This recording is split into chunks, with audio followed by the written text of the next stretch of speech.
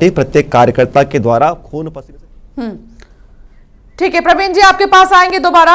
अमित शाह को हम दिखा रहे हैं, अमित शाह नामांकन दाखिल करने के लिए पहुंचे हैं और ये सीधी तस्वीर, क्योंकि लगातार एक तरफ जहां मतदाताओं की तस्वीर दिखा रहे हैं जो वोट डाल रहे हैं, तो दूसरी तरफ नेता आज नामांकन दाखिल कर रहे हैं और यहां पर अमित शाह पहुंच चुके हैं माफ कीजिएगा, नामांकन दाखिल करने के लिए। बिल्कुल, और चौथे चरण के जो लोकसभा सीट हैं उसके लिए चूंकि नोटिफिकेशन जारी हो चुका है अंशिका, और अभी हमारे दर्शकों को ये थोड़ी कंफ्यूजन ना हो इसलिए अब बिल्कुल एकदम स्पष्ट कर देना चाहते हैं कि नामांकन की जो प्रक्रिया है वो चौथे चरण के वोटिंग के लिए चल रही है इस वक्त, और जो प्रथम चरण का मतदान इस वक्त चल रहा है ये क्योंकि 7 चरणों में चुनाव होने हैं, तो ये इस वक्त जो तस्वीर आप देख रहे हैं ये अमित शाह जो कि इस बार लोकसभा चुनाव में उतारे गए हैं, भारतीय जनता पार्टी के प्रत्याशी गांधीनगर से इस बार वो चुनाव लड़ेंगे और एक बार फिर उनको भारतीय जनता पार्टी ने अपना उम्मीदवार बनाया है। और गांधीनगर लोकसभा सीट भारतीय जनता पार्टी की सेफेस्ट सीट मानी जाती है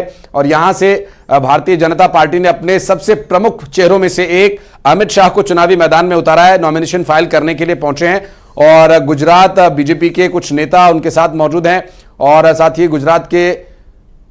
इस वक्त जो परिदृश्य है भारतीय जनता पार्टी के लिहाज से बीजेपी ने इसे अपना एक अभेद्य किला बना लिया है। कांग्रेस पार्टी यहां पर संघर्ष कर रही है और यहां पर आम आदमी पार्टी भी कहीं ना कहीं अपनी भूमिका निभाने की कोशिश में है। हालांकि क्या उसकी आगे स्थिति रहती है यह भी देखने का विषय होगा। गांधीनगर से इस वक्त अपना नॉमिनेशन फाइल करने के लिए वर्तमान सरकार में केंद्र की गृह मंत्री का पद संभाल रहे और भारतीय जनता पार्टी के अध्यक्ष रहे और अभी भी चुनावी रणनीति में सर्वश्रेष्ठ नेता माने जाते हैं जो अगर परिणामों के लिहाज से देखा जाए। बिल्कुल, और यहाँ अमित शाह के साथ भूपेंद्र पटेल भी मौजूद हैं, मुख्यमंत्री गुजरात के, वो भी मौजूद हैं और साथ ही ये बड़े चेहरे इस वक्त हम देख पा रहे हैं जो कि गांधीनगर से नॉमिनेशन फाइल करने के लिए अमित शाह पहुंच चुके हैं नामांकन केंद्र और थोड़ी ही देर में देखिए प्रोसेस जो है वो स्टार्ट हो चुका है नॉमिनेशन फाइल करने का। मुख्यमंत्री गुजरात के भी इस बीच यहां मौजूद है, भूपेंद्र पटेल अमित शाह के ठीक बगल में आप देख सकते हैं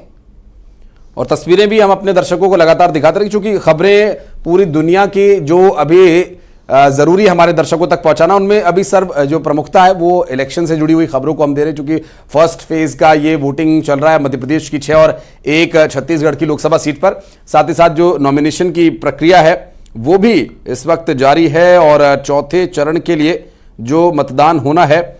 उन सीटों पर जिनमें कि एक और महत्वपूर्ण सीट है भारतीय जनता पार्टी के लिहाज से गांधीनगर की सीट और 13 मई को इन सीटों पर मतदान होगा। और आपको बता दें कि इस लोकसभा चुनाव में भारतीय जनता पार्टी के जो सर्वप्रमुख चेहरों में से एक हैं अमित शाह यहां पर चुनाव लड़ रहे हैं गांधीनगर से और आपको बता दें कि 18 अप्रैल को इसकी अधिसूचना जारी हुई और अब चूंकि जो ये पूरी प्रक्रिया है ये 25 तारीख तक चलेगी और 26 तारीख को स्क्रूटनी का समय होगा और उसके बाद 2 दिन का समय और होगा जो नाम वापसी के लिए, जो कि कोई ऐसे कैंडिडेट जो अपना नॉमिनेशन फाइल कर चुके हैं या किसी भी परिस्थिति में वो चुनाव नहीं लड़ना चाहते हैं उनके पास 2 दिन का समय होगा स्क्रूटनी के दिन के बाद से। तो अमित शाह अब इस बार का जो गांधीनगर से एक बार फिर से प्रतिनिधित्व कर रहे हैं भारतीय जनता पार्टी की तरफ से बतौर लोकसभा के उम्मीदवार। तो इस वक्त वो अपने फॉर्म को क्रॉस चेक कर रहे हैं कहीं कोई गड़बड़ी ना रहे और ये भी एक अच्छा तरीका है कि आप उसे ऊंचे स्वर में पढ़कर सुनाएं और वहां पर मौजूद जो आपके सहयोगी हैं जो आपके वरिष्ठ जन हैं या आपके साथ जो वहां पर गए हैं कोई त्रुटि ना रह जाए, क्योंकि कई बार ऐसा हमने देखा है कि कई बड़े चेहरे किसी वजह से कोई त्रुटि हो जाने की वजह से चुनाव भी नहीं लड़ पाए। तो ये गड़बड़ी बिल्कुल नहीं होनी चाहिए और जब बात अमित शाह की हो तो हम इसकी बिल्कुल भी उम्मीद नहीं करते। बिल्कुल, और ये गांधीनगर से सीधी तस्वीर गुजरात की अगर बात करें तो गुजरात में कुल 26 लोकसभा की सीटें हैं और यहां पर 2019 को भी अगर हम याद करें तो बीजेपी ने इस राज्य की सभी 26 सीटों पर अकेले ही जीत हासिल की थी और अब देखना होगा 2024 में किस तरीके के नतीजे आएंगे। फिलहाल उम्मीदवारों की अगर हम बात करें तो अमित शाह को आप देख रहे हैं, अमित शाह बीजेपी के कैंडिडेट उतारे गए हैं चुनावी मैदान में और उनका मुकाबला सोनल पटेल से है। तो आमने सामने 2 चेहरे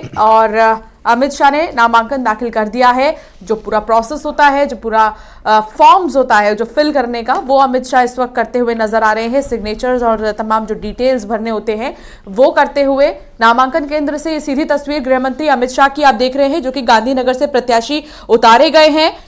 और साथ ही नॉमिनेशन दाखिल करते हुए भी नजर आ रहे हैं, नामांकन दाखिल करते हुए नजर आ रहे हैं। इतिहास अगर देखें तो 2009 से 1989 तक भाजपा के ही कैंडिडेट जीतते आए। उसके बाद 1984 की अगर बात करें तो कांग्रेस, 1980 की बात करें तो कांग्रेस, 1977 की बात करें तो बीएलडी। ये कुछ इतिहास रहा है गांधीनगर सीट का। और अब अमित शाह को आप देख रहे हैं, देखना होगा 2024 के नतीजे कैसे होंगे। लेकिन 2019 की तरह ही जीत का एक बार फिर से बीजेपी गुजरात में दोहराएगी, ये देखना भी बेहद ही महत्वपूर्ण होगा। नॉमिनेशन दाखिल कर दिया है अमित शाह ने। और ये जो इतिहास हमारे सहयोगी बता रही थी, ये रिवर्स में है दरअसल। अब तक तो भारतीय जनता पार्टी के द्वारा जो